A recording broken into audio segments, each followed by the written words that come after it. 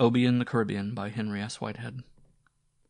Shortly before the annual Christmas horse races on the American West Indian island of Santa Cruz in 1922, a young colored man named Anduz, living in Christiansted, was murdered, and the murderer was subsequently convicted in the American District Court.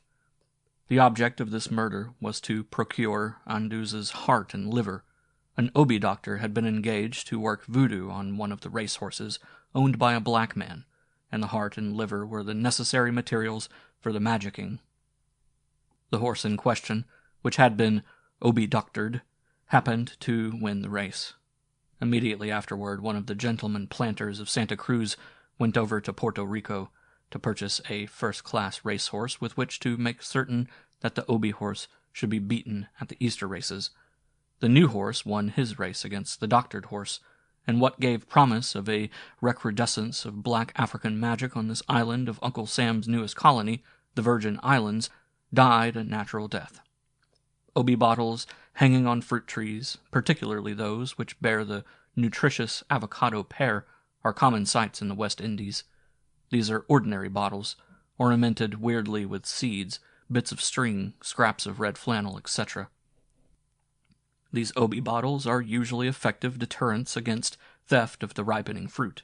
They are taboo signs which, if disturbed, will arouse the malicious anger of Jumbi.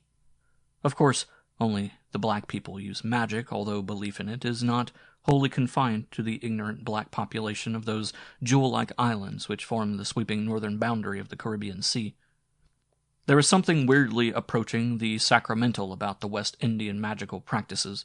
Here is a perverted application of the principle of the outward and visible being bound up with the inwardness, the spirituality of affairs.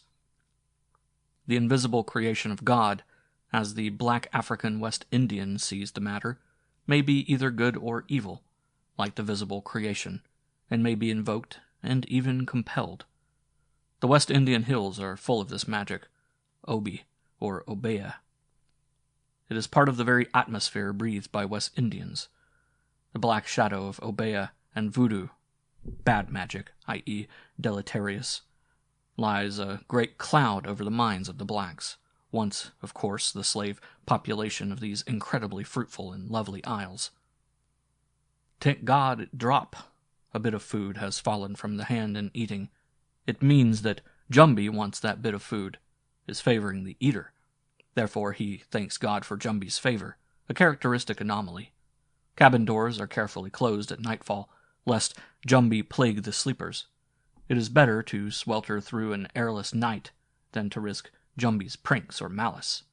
Jumbi, so visitors may be assured, was invented by the old planters to keep the blacks indoors after nightfall.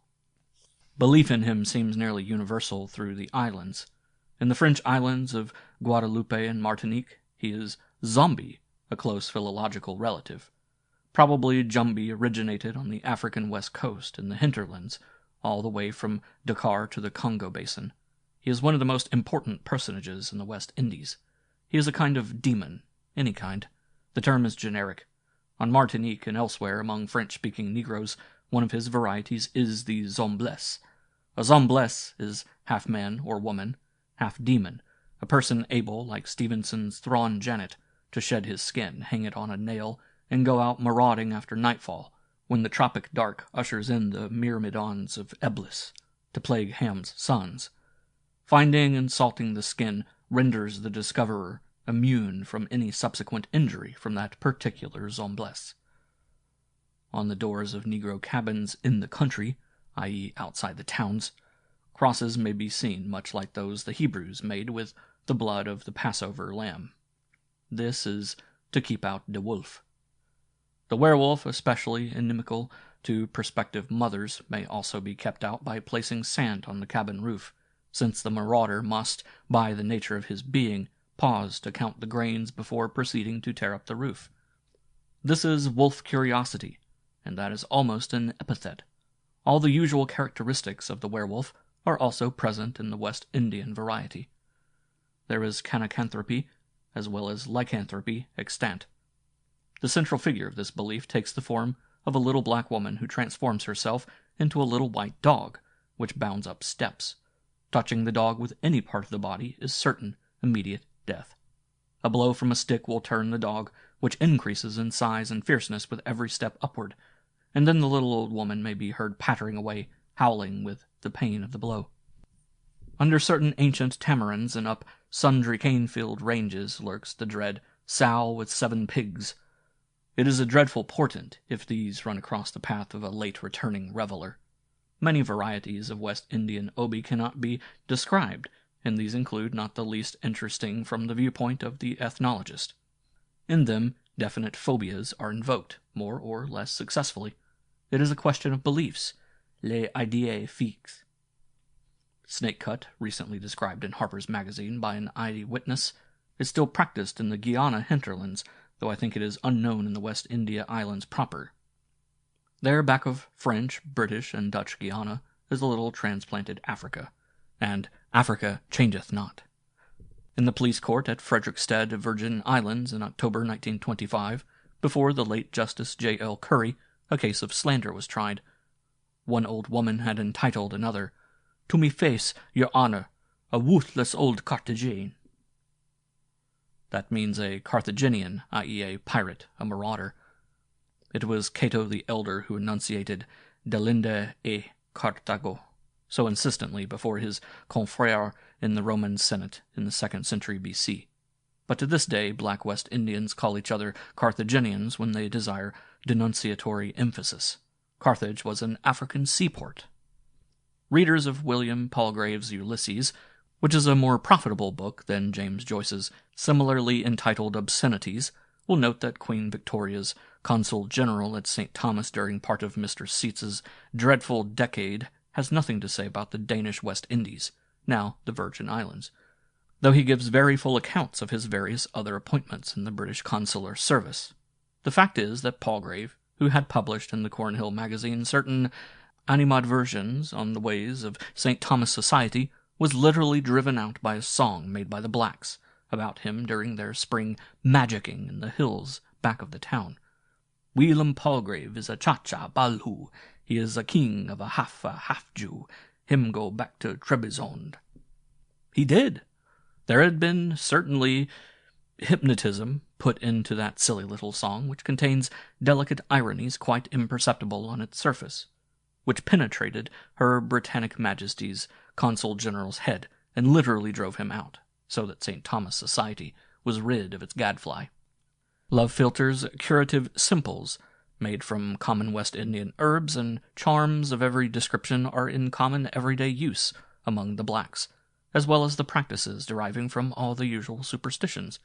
Many authentic cures are recorded, for obi means both good and bad magic, obeah being strictly the good or curative variety. Next to interior Africa, Haiti is probably the most magic-infested place in the world. There, even the continental European educated intellectuals appear to believe in magic, and Haiti has always labored under the dead weight of these beliefs. It is not uncommon for a qualified physician to be called in and requested to demonstrate on a cadaver by means of a bodkin thrust through the heart that the dead person actually is dead. The belief back of this practice is in the magic of being near dead. This state is attributed to some enemy or to the papaloi, witch doctor himself, who will, after the obsequies, dig up the dead person, restore animation, and hold him in slavery for the rest of his life. Slavery is the bugaboo of which all West Indian blacks stand in fear. A tooth from a dead is the equivalent of the American rabbit's foot. Armed with this trophy, a gambler is supposed to be consistently lucky. Having a dead man's hand in the possession renders a thief more bold, or immune to capture, or even invisible. Various other members of the human body are believed to possess magical properties. A piece of string is often tied about a great toe to cause the toe to see, and so prevent stumbling. The psychology here is simple and really practicable. The person who devoutly, unquestionably believes that his toe can be made to see will usually correct automatically a propensity to stumble. Under the mental burden of these characteristic superstitions, the blacks of the West Indies live continuously. It is a part, and a very important part, of their lives. It is only too frequently concealed beneath the honest piety of primitive people, their genuine religious conviction, and the regular practice of their religion. In the minds of these simple people there is being waged always a silent, desperate battle between God and his good angels and the powers of darkness. This is no dry theological belief of the sort ordinarily shelved in the minds of persons preoccupied otherwise by daily affairs, and with scant inclination to consider the matters of the spirit, whether good or evil. It is rather the literal condition under which ordinary life is lived. In the West Indies, God and Satan are fighting out destiny of mankind hand in hand, and the strange echoes of that desperate, incessant conflict resound in the preoccupied minds of the negroes. In the daytime, under the glorious, reassuring sunlight of the Antilles, God reigns in the minds of a grave but happy and carefree people. But after night, even under the Caribbean moon, which seems twice as large and twice as near as the American moon, the evil powers come forth from their lurking dens, variously to plague the children of Ham, accursed with a lingering, nameless fear, because their ancestor once dared to be so bold as to break a commandment and laugh at Noah his father. End of Obi in the Caribbean by Henry S. Whitehead. West India Lights by Henry S. Whitehead. Chapter 1. The Portrait. I had engaged Melbourne House, a fine old mansion on the hill back of Frederickstead, on the West India island of Santa Cruz, for the winter, and I found when I arrived one November day that I was to have one more room at my disposal than I had bargained for. This was really an end of the second-floor passageway, which had been made into a room by a slat partition. My landlady, old Mistress James Desmond, had moved out certain articles of decrepit furniture for the housing of which I had agreed to give up the use of that room, which looked like an old-fashioned wine-closet. I bestowed my trunks and packing cases on the floor, and had Esmeralda, my coal-black servant, clear off the shelves for hand luggage and odds and ends. In order to do so, Esmeralda had to move several discarded belongings which had been left there, and among these were a large old-fashioned picture in a heavy wooden frame which had escaped the ravages of woodworms for countless decades. I noticed the old picture when I was bestowing some of my own odds and ends near where it stood, and carried it into my workroom to have a look at it. At first I had thought it was a chromo, but this was no chromo, oleo, nor anything mechanically produced. It was a paint. I looked at it closely with interest. The composition was amateurish, the coloring was too faded with the dimness of years for me to make much of it. I carried the painting into the bathroom, made a lather, and after taking the ancient and brittle canvas out of its frame, began to clean it with soap and water. I dried it, and then used a little typewriter oil on it. The colors began to jump out at me. The artist had been plainly a lover of color. My restoration accentuated the amateurishness of the thing, but I forgave the artist much because of the subject he, or she, had chosen. My imaginary young lady, in her flowered muslin dress of a century ago, had chosen to depict the execution of a pirate, and the pirate could have been none other than Fawcett. There could be no doubt about it whatever.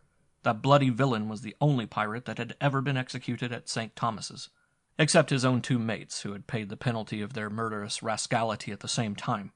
And this was a picture of St. Thomas, painted photographically, apparently from the deck of some vessel conveniently anchored offshore. The costumes, too, were of Fawcett's period. His execution had taken place in September 1824, and that, too, fixed the period of the painting. High as the colors were pitched, stilted as were the many characters, there was something convincingly lifelike about the thing. Apparently this picture had been painted from actual observation. The colors, too, on reflection, were not so much exaggerated. Did one do well here to wear smoked glasses in the middle of the day? Was not the glowing indigo of the Caribbean incredible? The scarlet of the hibiscus painful to the unaccustomed eye? I fastened up the canvas with carpet tacks on the wall of my workroom where it would catch the north light. I began at its upper corners, pressing tacks along its upper edge, and then pulling it down flat, inserted others along the lower edge and up the sides. The last tack went through the arm of one of Fawcett's lieutenants, just where he had hurtled through the air at the end of his rope over at the extreme left-hand edge of the picture. A little trailing CL was the signature. That afternoon, at Estate Montparnasse, where I had been invited hospitably for tea, I told my hosts, the McLeans, about my find, and I made it an excuse, though none was needed, to ask them to drive in for tea with me the following afternoon. When they saw it, I think it made the same impression on them that it had upon me at first. I imagined that only their impeccable courtesy prevented their telling me that I had been gloating over something very like a chromo. It was Miss Gertrude McLean who first began to get the real charm of it. I noticed her leaning close and examining it very carefully. Suddenly, as I talked with Mr. and Mrs. McLean, there came from Miss Gertrude a little smothered cry, an explanation almost like a sigh, but so poignant, though subdued, that her mother turned quickly toward her on hearing it. We both stepped toward her. "What is it, Miss Gertrude?" I inquired. "What is it, my dear?" echoed her mother. "It's this poor creature," replied Miss Gertrude McLean, indicating the fellow whose arm I had transfixed. "Why, he's in agony. It's dreadful, I think. It's wonderfully done. It's quite startling, in fact. The little figures are wonderfully done, if you look at them closely. I think they must, some of them anyhow, be portraits, just as you said yesterday, Mr. Canavan. This one certainly is almost uncanny." We all looked at the dangling fellow. I had not seen him since yesterday. Curious. He was not, as I had supposed, dangling. He was hurtling through the air, had not quite reached the end of that fatal fall from the drop where stood the hangman, a terrible, fierce fellow. No, the rope was not yet wholly taut. That knot of 7 turns had not broken the poor devil's neck. He was alive as any of the spectators. But it was not this new interpretation of the artist's skill, not the look of the tortured horror, which had so moved Miss Gertrude. No. What caused me to close my eyes in a spasmodic, futile effort to shut out a deeper horror, caused me to lean heavily against the table, fighting to retain some measure of my composure, was the fact that the man's expression had changed since yesterday. Now, out of his horror-shot, protruding, agonized eyes, came straight at me a look of strange reproachfulness. And down his little painted arm, from the place where I had driven the carpet tack through it, were running little drops of bright red blood. I opened my eyes and turned to my guests. I had pulled myself together with an effort which was like a wrench. I bowed to Mrs. McLean. "Shall we go down for tea?" I inquired. Miss Gertrude lingered behind after the rest had passed out of the room. She took my arm, and I could feel her slim white hand trembling. "I think it is very dreadful, somehow, that picture," she whispered confidingly. "But, oh, Mr. Canavan, it's fascinating. I wonder if C.L. really was a girl. Perhaps we can find out." "We'll see what can be done," I replied with an attempt at lightness, and she smiled up at me most charmingly in a way she has. A lively young girl is Miss Gertrude McLean, daughter of old Scottish gentry planters, people who had come to the island in the old days. When the McLeans had gone after tea, I went upstairs and pulled out that tack. I will admit that I almost expected to see fresh blood flow from the wound. Nothing of the sort happened, of course. I looked closely at the place. Red paint, put on 100 years ago. The reproachful expression I had imagined was, too, wholly absent from the man's face. I was looking at the picture now by electric light.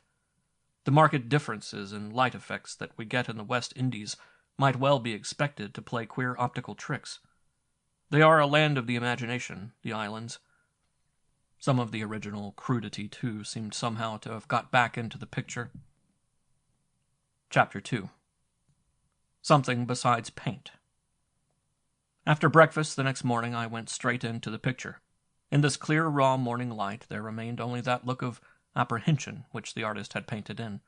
No agony, certainly no reproach. Queer tricks, strange illusions, those begotten of our tropical sun. I examined the tiny hole left by the carpet tack under a magnifying glass. The blood stains of my aroused imagination of yesterday were stains of century-old brittle paint, probably a slip of the brush just after touching in these flamboyant trees, or a scarlet head turban or so. Mere little meaningless incidental dabs they were, and nothing more that I was able to discover. That afternoon I called upon old Mrs. Desmond, who owns Melbourne House. She is a little faded lady of the old Irish gentry, of a family which has been in the West Indies since early in the 18th century. She was dressed as usual in hot-looking black silk with a little lace around the edges. There was about her a penumbra of veils and a suggestion of quaint leather reticules. She has, too, that dead-white, colorless complexion of the West Indian Caucasian lady who has spent the bulk of a long lifetime avoiding the direct rays of the sun. I told Mrs. Desmond about finding the picture and our curiosity about the identity of the artist. She smiled at me kindly, rocking herself back and forth in an enormous Copenhagen mahogany rocking chair the while, and fanning herself with a regularity which suggested doom. "It was painted by my aunt, Mr. Canavan," said Mrs. Desmond, "who was Camilla Lanigan, my mother's elder sister. She died before I was born, about 1841. I'll not be positive. 'Tis said she was a remarkable woman in her day, and if you'll wait till I'm dead and gone, I'll tell you what's known about her." "With pleasure, Mistress Desmond, and may that day be a long way off, as long as you care to have it yourself." "What I can tell you is indeed no credit to the Lanigans and their gentry, you'll understand," continued Mrs. Desmond. "She was of a very inquiring disposition, and I dare say she learned much that she would have done better to leave alone, about the doings of the blacks and all. My grandfather, Cornelius Lanigan, that was, and her father was a gentleman merchant there in St. Thomas. It was from St. Thomas that James Desmond took me, when we were married, to live here on Santa Cruz, and I no more than a child of 18, Mr. Canavan. It was in 64 I was married, and all I know of my Aunt Camilla Lanigan I learned from the sayings of my mother before that year when I was a girl at home. There was little she did not know about the Obeah of the black people, so 'tis said, nor indeed of the voodoo as well, belike. Their mother being long dead, and my own mother the younger of the two sisters, there was no one to stop my Aunt Camilla from doing much as she liked. The black people held her in great respect, so 'twas said. As to the picture itself, I can tell you but little about it. It was in the house when I was born, in 46 that was, and my mother had a great dislike for it. 'Twas I who would be taking it out of an old dust-box where it was kept now and again, and frightening myself as a child would, with the queer little figures and the hanging. When I was married, I begged for it, and I think my mother was glad to be rid of it, for the memory of my Aunt Camilla was still in the house there in St. Thomas. James Desmond, my husband, would never allow it to be hung on the wall, saying that it was indelicate of a lady to have painted such a scene. And I believe he was in the right of it, Mr. Canavan, with all respect to my Aunt Camilla." I thanked the dear old lady for her information as I bowed over her withered hand at parting. Her last remark was cryptic and somewhat startling. "'Twas more than paint, belike, went into the composition of that picture, Mr. Canavan." I called up Miss Gertrude as soon as I was back at Melbourne House. "I have some information about the picture and the artist," said I. "Come as early as you can manage it," said Miss Gertrude, and after dinner I started. "Oh, Mr. Canavan," said she eagerly when I had recounted what Mrs. Desmond had told me. "How I wish I might see it again now at once." "I had anticipated that," said I. "It lies on the table in the entryway." We laid it out on the mahogany center table and looked down at it together in silence. At last Miss Gertrude spoke. "What do you see now in his expression, Mr. Canavan?" I did not need inquire in whose expression. A baffling, elusive change appeared to have taken place now that we were looking down at him under the electric light. "Expectation," said I slowly. I hesitated. It was not quite expectation. Interest? Not quite that either. I pondered the matter, the bizarre whimsicality of it making its natural appeal to my mind the while. "Hope!" I cried at last. And coming through the hope, a wish. "Yes, yes!" cried Miss Gertrude, clasping her hands excitedly. It seemed to me almost as though there were something he wanted to tell us." She hurried over these hesitating words, and now that they were spoken, there was a look of relief on her lovely face. "Your moral courage is better than mine, Miss Gertrude," said I, "for that is what was really in the back of my mind. It seemed to me too preposterous to put into words." Her eyes glowed with an enthusiasm, almost childish.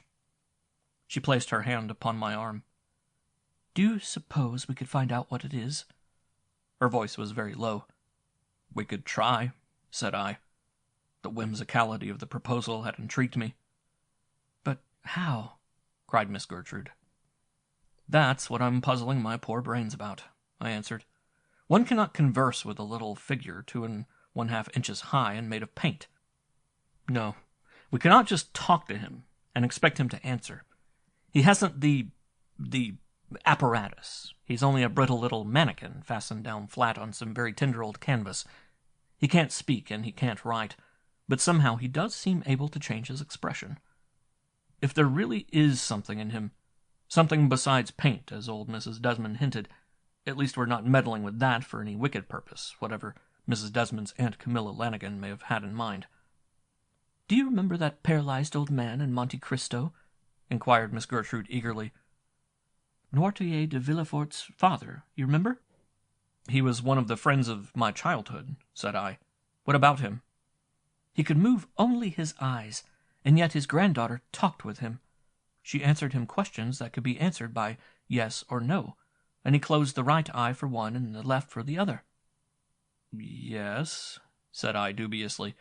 "Well," she said, looking down at the picture, "shall we try him?" I stepped over and looked at the mannequin closely. "I'm looking to see if Mrs. Desmond's Aunt Camilla gave him ears," said I lightly. "Apparently she put blood in him." And I proceeded to tell Miss Gertrude the incident of the carpet tack. "We'll have to work out the questions very carefully," said she.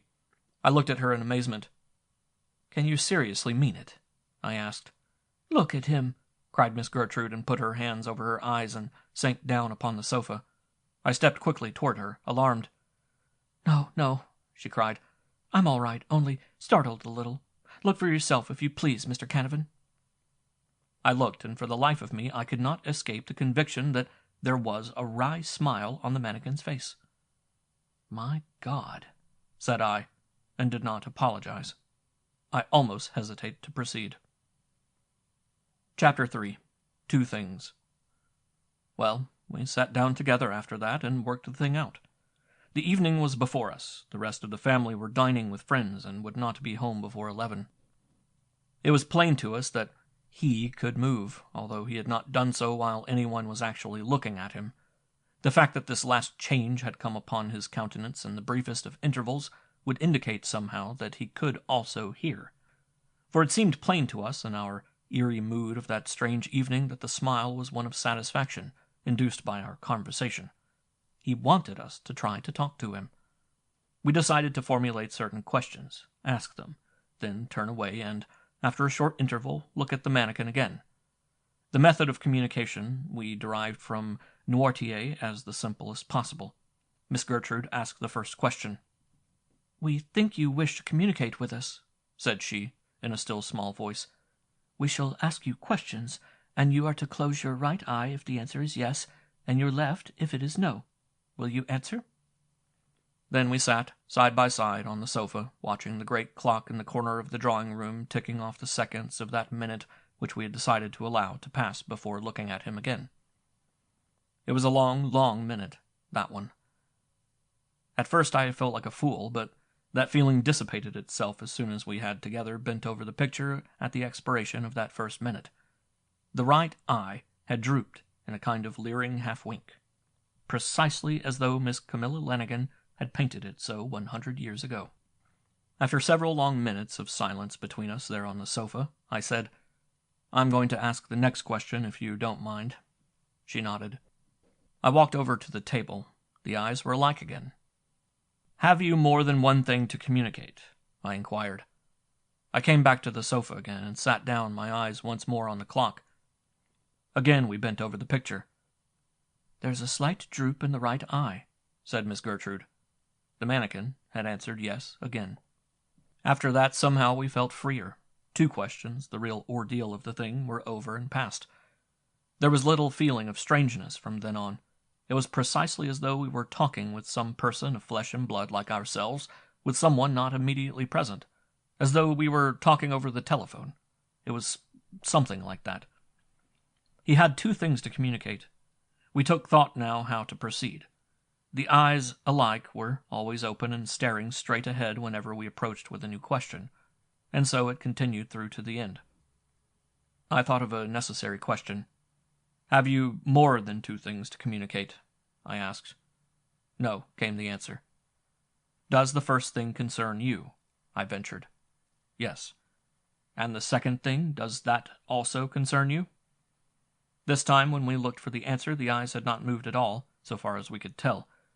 I glanced up at the electric light. Our lights not infrequently change their density, go up and down without warning. We have only the little local electrical plants, one in each of the towns. The light appeared even enough. We were a little nonplussed, for although I had been telling myself subconsciously all along that the whole thing was a farce, a bit of childish play, I'd come by now to expect an answer. Perhaps it's because we asked him an unanswerable question, I suggested. I'll try to clear it up. He's helping, said Miss Gertrude. He's only showing us that it was asked wrong. I looked down at her and smiled, and she smiled back at me. Does the second thing concern more than you? That is, someone else? I asked the pirate. Yes, came the answer. Is Mr. Canavan the other person? Asked Miss Gertrude. I smiled again at this. If there was anything that could be construed as an answer, I certainly expected that it would be no. The answer was yes. I began to feel the beginnings of a cold consternation, but I found Miss Gertrude smiling happily. I thought so, said she simply. Women, most of them certainly, are beyond me. It was a woman who had painted this picture. Miss Gertrude hastened to ask another question. Do you want to tell Mr. Canavan what he can do for you first, and then what you're going to do for him in return? Yes. Do you wish to be released from something? Yes, he does, reported Miss Gertrude, who was now asking the questions, I being seated for the time being alone on the sofa. Do you wish to pass out of existence? She nodded over to me to show me that he did. Can we accomplish that for you? He says we can. We were making progress, it appeared. She clapped her hands gaily. All her gravity had disappeared. It was merely a game to her, then. I had almost begun to suspect that she had been taking the thing seriously. I thought it would come out more or less like that, she announced. Then, the poor, poor man, said she softly, and I wondered once more. She returned to the picture and looked down at it for a long time. Is there anything else that can be done for you? She inquired. There wasn't, it seemed. I will summarize for brevity's sake the series of questions which followed and the replies. We were to find out how to obtain the reward. Then we were to ask no further questions. I was to take the picture home, put it back on the wall, and destroy it the next morning, tomorrow. All this seemed to me on the sofa grotesque, unintelligible. I was almost becoming bored with this seemingly foolish play, but nothing would stop Gertrude McLean. Is it a material reward for Mr. Canavan? Yes, came the answer to this one. And going over and looking down at the mannequin, such as human nature, or our somewhat unstable lighting system on Santa Cruz, that it seemed even to me in that mood that I could discern the merest ghost of a twisted grin on that strange little face beneath the looming, cruelly twisted knot of hangman's rope. I will bring what seemed to me an increasingly absurd performance to its conclusion. I left with definite instructions to dig in the northeast corner of the cellar under Melbourne House, that cellar once devoted to the housing of materials for planters' punches and sangaree, and now fallen to a low estate of habitation for spiders, and perhaps an occasional scorpion thriving in its ancient dust. Chapter 4. Release. My brain, I will confess it, was in a kind of whirl as I drove home that night from Montparnasse House. When I had obediently hung the picture back in its place on my workroom wall, I took a good long searching look at it. It seemed as wooden, as laboriously limbed, as amateurish, as on that day when I had rescued it from the dust-room. There were the strutting St. Thomas gentry and merchants, a lordly group of aristocrats who had come out to see Captain Fawcett die. There, too, were their silken and bemuslined lady-folk, the Danish soldiers in their box-like Frederick the Great uniforms, the swarming pop-eyed negroes, the hangman, Fawcett, and his two mates. I went to bed. That had been a strange, weird evening. To dig under my own house, it was too much, and I had promised Gertrude McLean to do so. Promised, too, to destroy this picture the next morning. Awkward, that. Gentlemen do not build bonfires in their backyards in the West Indies. Our very cooking is done on charcoal pots, or on an occasional oil stove. We have no gas, and coal we know only as a commodity for fueling ships. It would have to be a coal pot. That is the idea I carried with me into sleep, the last thing I remembered until the sun, the bright morning sun, saluted me awake. "Keep a fire in the coal pot, Esmeralda, if you please," I called through the bathroom door. "I want to use it myself a little later." I stepped into the workroom to take down the picture. I'd promised to destroy it. I would keep my word. I looked at it for the last time under that clear, pitiless, blazing morning sunlight. Probably the nervous strain had been heavier than I had imagined. I managed to control myself.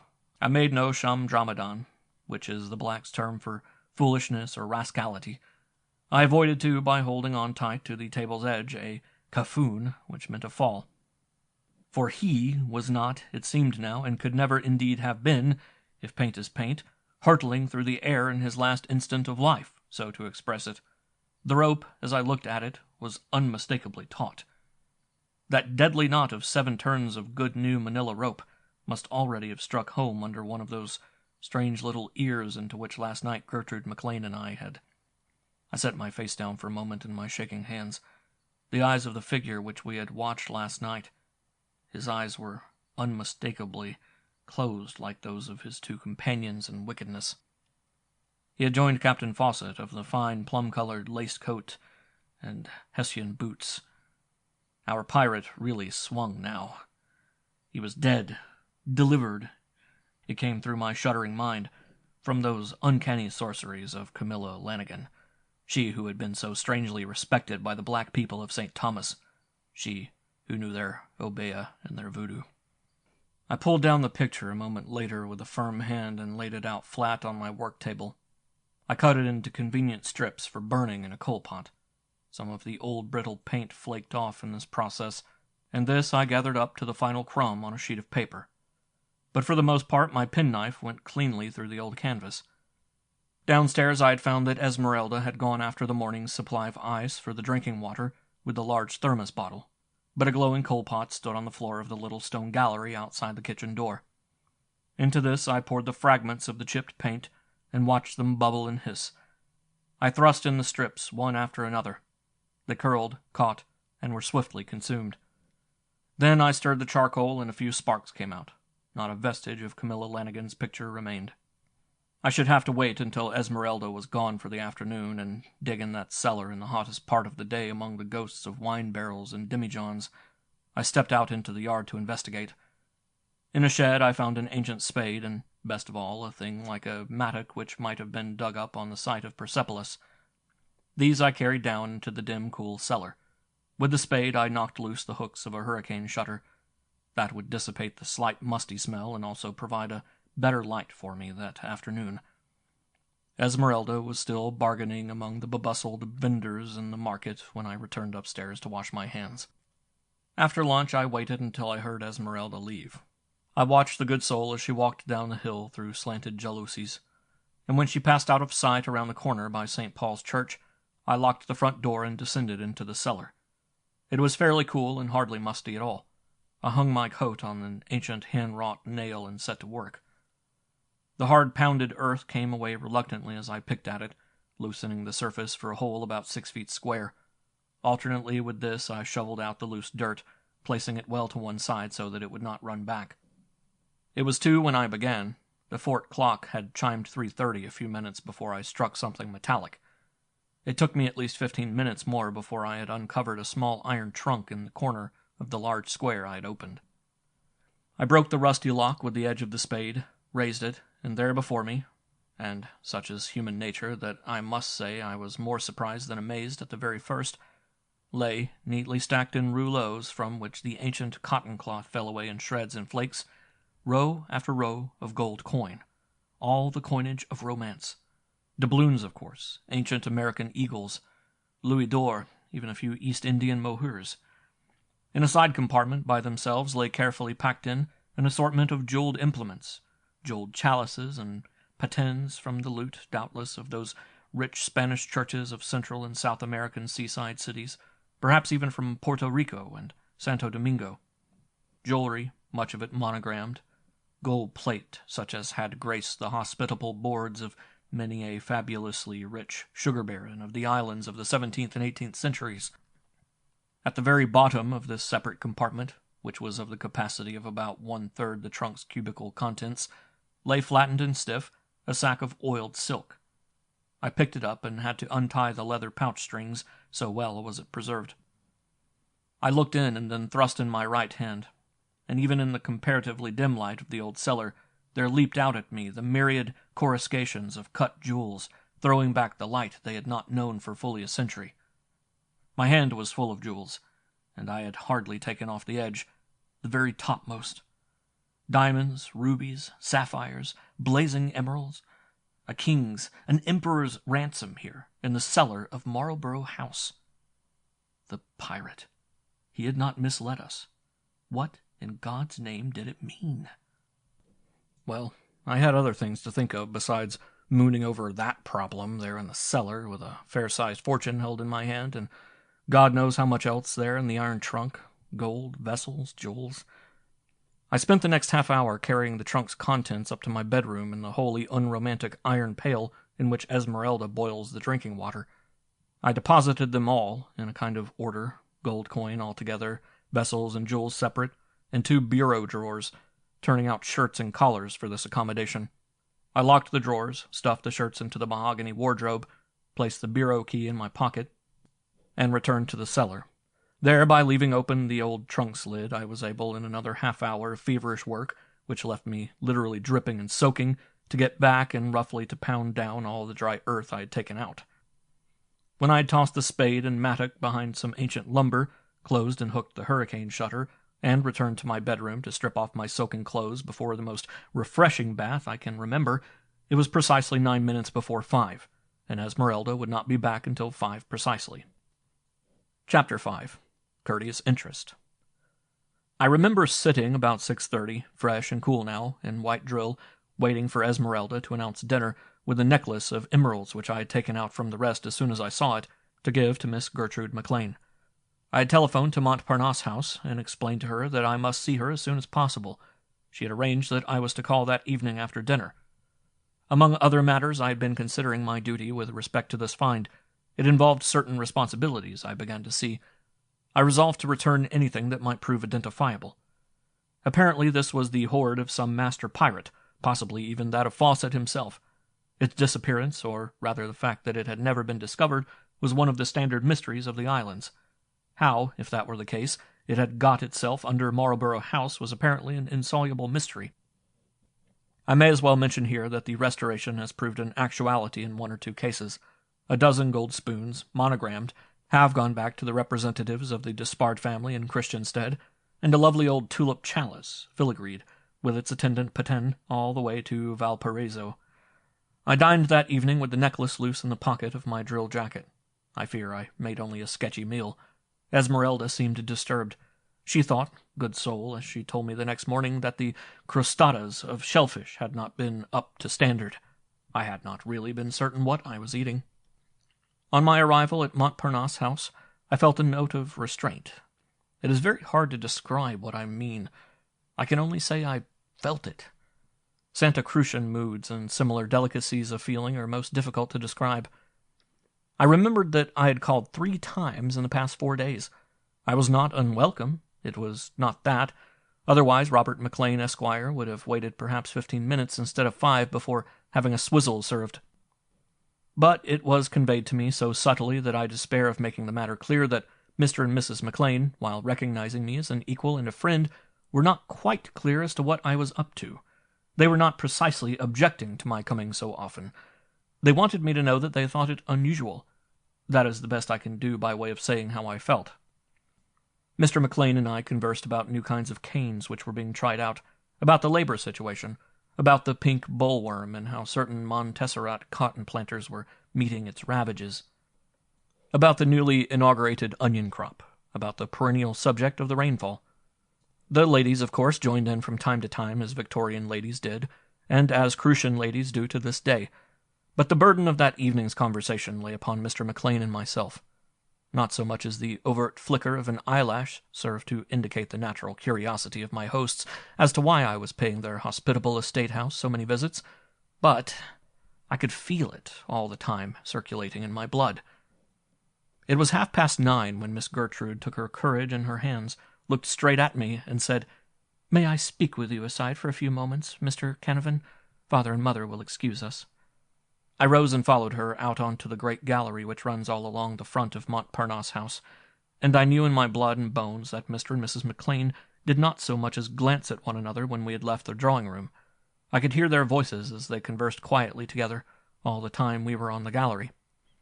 Miss Gertrude led me to its extreme end, and there, in the mellow light of a full moon, and to the intoxicating accompaniment of jessamine and night tuberose odors, faced me. "I have something for you," said I, and laid the necklace across her hands. "This is for you, Miss Gertrude, with all my gratitude and all my admiration." "But I cannot accept this," she said, looking at the emeralds as they glowed in the moonlight. "You will wear it, I was hoping, on your wedding day." "But, Mr. Canavan, I am not considering being married. I am only 19. "But you will be married some day, God send, happily.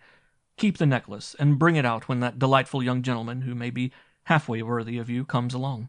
Let it be a portion of your trousseau." "But I am not interested in delightful young gentlemen, Mr. Canavan." This conversation, it seemed to me, had got rather far away from what Miss Gertrude had summoned me out there on the gallery to talk about. She was speaking again. "I do not see why you should suggest such a thing to me, Mr. Canavan." Women. I should never understand them. This, at the moment, I felt instinctively, hopelessly. I remembered sharply that almost telepathic feeling I have mentioned on my arrival. "I am sure I ask your pardon if I have offended you," I said lamely, and stood aside waiting for her to precede me back into the drawing-room. I bowed slightly to indicate that I was waiting for her to pass. I think I may have even made a slight, indicative motion of the hand. But she did not move, and I looked down at her, troubled, vaguely puzzled. Was this the simple, sweet Miss Gertrude who had entered into the comedy of that picture with an almost childish enthusiasm? That picture! I think I shuddered slightly. She reached out the necklace toward me, but I did not take it back. With the strangest, most poignant look on her face, she was speaking again. Like Annie Laurie's, her voice is low and sweet. All the phrases of that ballad of sentimental nonsense, as I was suddenly reminded, looking down at her, fit her like a glove. "I think you have failed to understand me, and that is why you are vexed, Mr. Canavan. You see, I cannot accept your gift. I am no longer a child, you will remember, and such a gift could come only from a near relative, or... She looked down. Her courage had given out. I saw her face, red as a red rose in the faint whiteness of that pouring moonlight. The delicate moaning coo of a disturbed wood-dove came through the silent mahogany trees, and a little faint puff of the evening trade-wind came wandering across the sea, across acres of sweet grass. Light came to me then, and blinded me. "Or one who is to be your husband," I finished for her, bending my head toward her. She did not move, and I reached out and took both her dear hands in mine, where they lay like lilies. The necklace hung across her wrists between us. It was, suddenly, as though Annie Laurie played very softly and sweetly, and yet somehow madly, played by many well-tuned violins and fairy horns, surged all about me, and it went to my head like strong wine.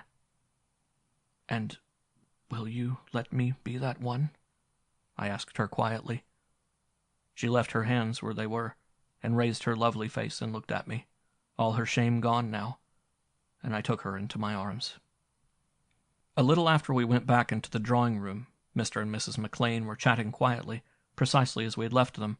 I bowed to both of them.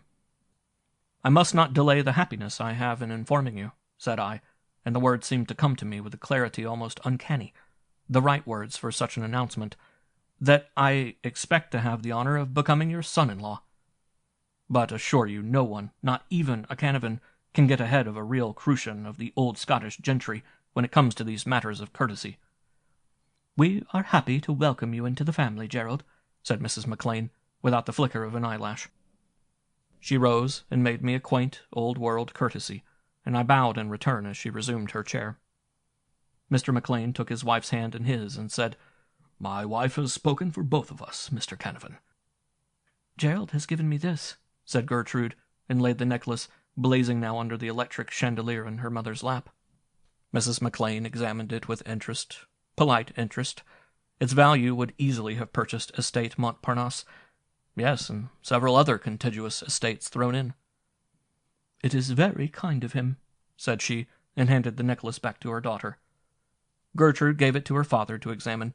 He looked at it with much the same type of merely courteous interest, and then clasped the lovely thing about his daughter's neck, which is like the swan, as Annie Laurie has it.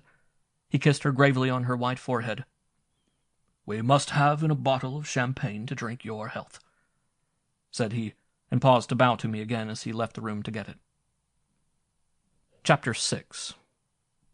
Requiescat in pace. Of course, I told Mrs. Desmond about everything, but no information could I derive from her that would throw any light on anything. She would only say, "After I'm dead, Mr. Canavan." But on the matter of the picture's destruction, she waxed eloquent. "God be praised," said she, "that the fearful thing is no more. 'Twas my poor mother, God rest her soul, that was always wishful of having it destroyed and never daring. And as for me, Mr. Canavan, as I've told you, there was more than paint went into it. But I believe every word. 'Tis enough of my Aunt Camilla's capabilities that I've heard about to leave no doubt in my mind.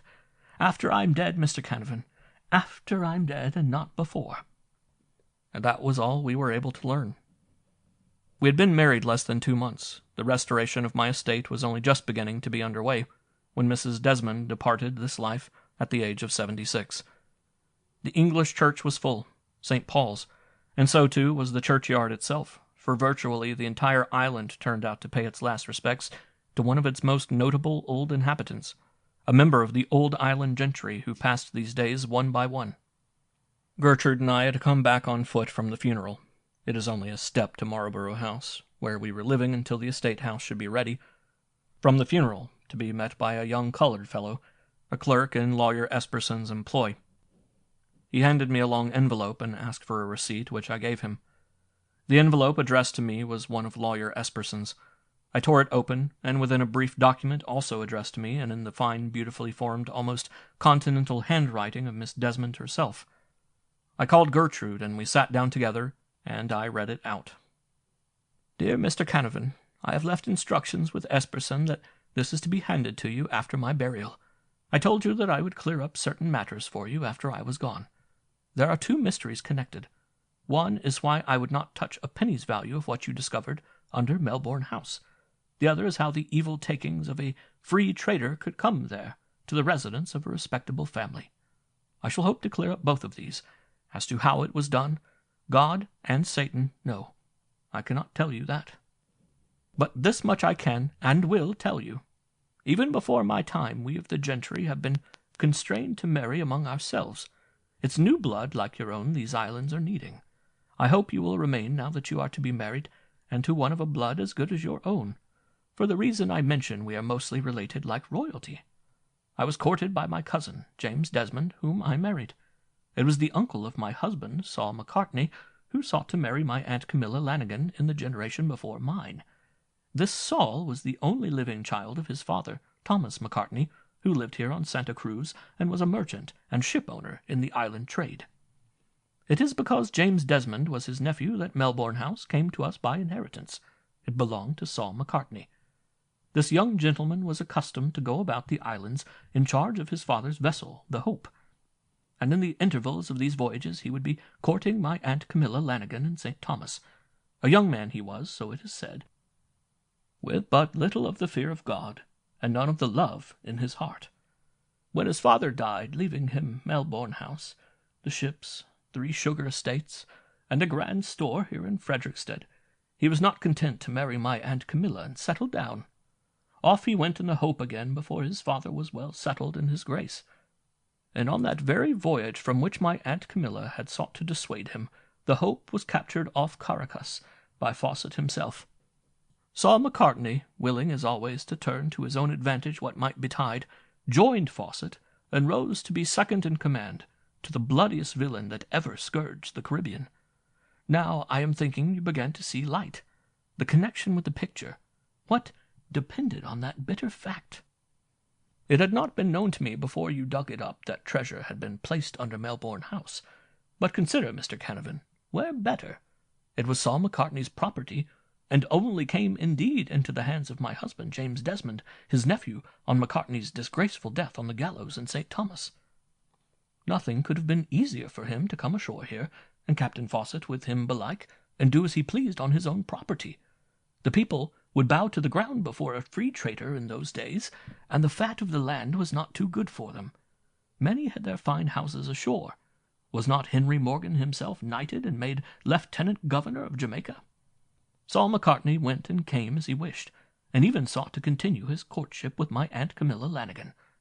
It was that which roused the bitter hatred of her against him, Mr. Canavan, and woe betide the man that roused my Aunt Camilla Lanigan to hate. For she knew how to hate, and how to make her hatred count. And may God, our Heavenly Father, have mercy on her soul. Anne Jane Desmond. That was all. Granting it was true, and it was plausible enough to be sure, it cleared up much that had been obscure. The identity of the pirate mate, for example. But, as Mrs. Desmond herself had said, it could not clear up how the thing had been brought about. Granted that Camilla Lanigan had acquired skill in black magic, and that is a great deal to grant in any such case, or any case at all. The rest fitted together like the halves of a trysting ring. I saw it all from that point of view, and I shuddered internally. I raised my head and looked at my dear wife. Her eyes were shining, and there was in them rather more than a suspicion of tears. "What a vengeance," she said in her low, sweet voice. "Saul Macartney, choosing the life of a free trader as against that of a decent merchant, reduced to what appeared on that canvas. Well, he is released now, Gerald. We released him, and he has rewarded us. I think we should pray for the repose of his soul. He is a century behind the others in purgatory." "You believe," said I. "If I were not certain you would call me Victorian," my dear wife smiled through that suspicion of tears, "I should say, there are more things in heaven and earth, Horatio." "We shall have to let it go at that, I imagine," said I. "But I am going to give St. Paul's Church a complete new set of altar hangings in brocades, with some such idea as you have suggested." "Which idea?" inquired my wife. "For the repose of his soul," I answered. End of West India Lights by Henry S. Whitehead.